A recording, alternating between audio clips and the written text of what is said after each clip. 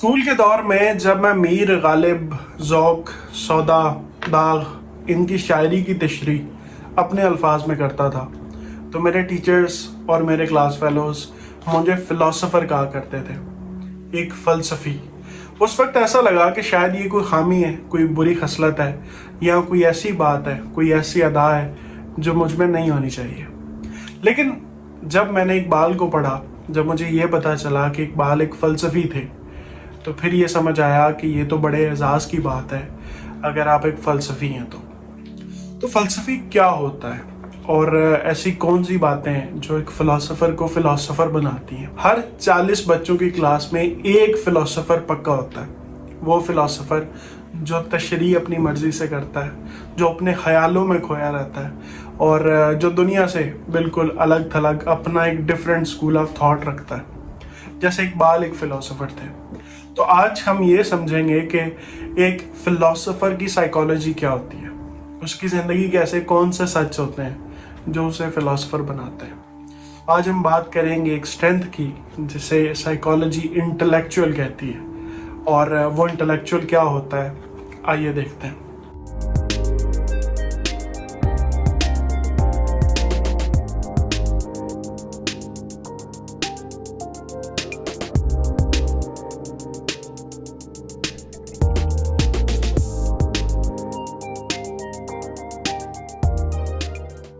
Psychology जब इन intellectual लोगों को, इन फ़लसफ़ी लोगों को डिफ़ाइन करती है तो साइकोलॉजी कहती है कि people who are extremely talented और exceptionally talented in the intellection theme are characterised by their intellectual activity.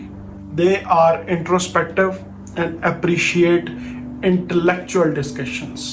अब सवाल ये है कि अगर हमें किसी भी फ़िलासफ़र की कोई 5 निशानियां मिल जाएं और उन 5 निशानियों की मदद से आप ये समझ सकें कि वाकई आप फ़िलासफ़र हैं या नहीं, तो वो 5 निशानियां कौन सी हैं। सबसे पहले जो पहली निशानी आपको एक फ़िलासफ़र में मिलेगी वो ये है कि वो बहुत कम बोलते होंगे, वो इंट्रोवर्ट होंगे, वो बहुत कम गुफ्तगू करते होंगे और हमेशा सोचते रहना पसंद करते होंगे।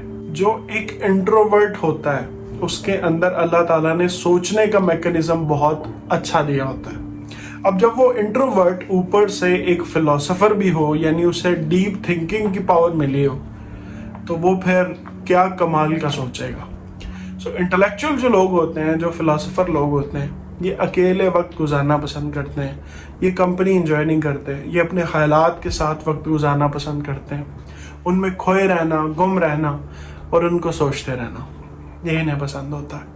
इनकी दूसरी ख़ास बात ये होती है कि इनका IQ बहुत हाई होता है एक नॉर्मल इंसान के मुकाबले में। इनकी सोचने की, प्रोसेस करने की, बहुत सारी बातों को याद रखने की ये पावर जो होती है ना, ये अल्लाह ताला ने इन्हें बहुत खूब दी होती है।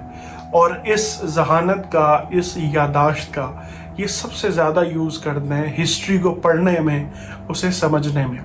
इन्हें बहुत अच्छा लगता है जब इन्हें कोई हिस्ट्री की डॉक्यूमेंट्री मिलती है, कोई किताब मिलती है, ये उसको पढ़ते हैं। आप इल्हाम इकबाल को देखें कि कैसे उन्होंने पूरी इस्लामिक हिस्ट्री को, यूरोपियन हिस्ट्री को, उसका जिक्र किया अपनी शायरी में।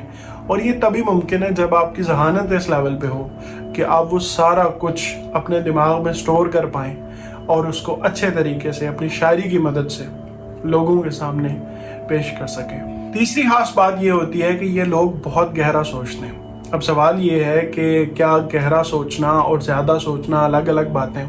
देखें, मोस्टली हम लोग एक चीज़ करते हैं जिसे हम ओवर थिंकिंग कहते हैं, और ओवर थिंकिंग और डीप थिंकिंग में ये फ़र्क होता है कि ओवर थिंकिंग में हम एक ही बार मसले के बारे में सोचते रहते हैं और उसके कॉन्सिक्वेंसेस से डरते रहते हैं। ये ना हो जाए, वो ना हो जाए, अगर मैंने ऐसा कह दिया था तो शायद अब वो बुरा ना मान जाए। लेकिन जो डीप थिंकिंग होती है वो वैल्यूज़ पे होती है, वो सवालों पे होती है, वो सॉल्यूशंस पे होती है। वो कभी भी ये नहीं होता कि आप बैठ के प्रॉब्लम के बारे में सोचते रहें। आप सॉल्यूशन को क्रिएट करने की कोशिश करते हैं, आप सॉल्यूशन के आप पार्ट बनने की कोशिश करते हैं। जैसे इकबाल ने किया कि खुतबा इलाहाबाद में उन्होंने बताया कि एक अलग रियासत होनी चाहिए। ये होता है एक फ़िलासफ़र का माइंड। اگلی خاص بات ایک فلاسفر کی یہ ہوتی ہے کہ یہ اپنے آپ کو بڑے اچھے انداز سے سمجھتے ہیں. ایک فلاسفر سب سے پہلے اپنی ذات کو سمجھتا ہے کہ آخر اللہ تعالیٰ نے اسے دیا کیا ہے, وہ مختلف کیوں ہے. اور کبھی بھی کوئی ایسا انسان جسے یہ لگتا ہو کہ وہ فلاسفر ہے یا فلسفہ پسند کرتا ہے, آپ اس سے کچھ سوال پوچھیں. اسے پوچھیں کہ آپ کا اپنے بارے میں کیا خیال ہے, آپ یہ بتائیں کہ فلسفہ پڑھ کے آپ کو زندگی میں کیا حاصل ہوگا. ممکن ہے کہ کوئی نوکری نہ ملے, ممکن ہے کہ کوئی کاروبار نہ بن سکے, لیکن آپ فلسفہ کیوں پڑھتے ہیں؟ تو وہ جو ریزن بتائے گا آپ کو وہ بڑی گہری بات ہوگی, وہ ایک ایسی بات ہوگی جو ایک عام انٹلیکٹ رکھنے والا انسان نہیں سمجھ سکتا. لیکن یہاں پہ میں آپ کو ایک مزے کی بات بتاتا ہوں.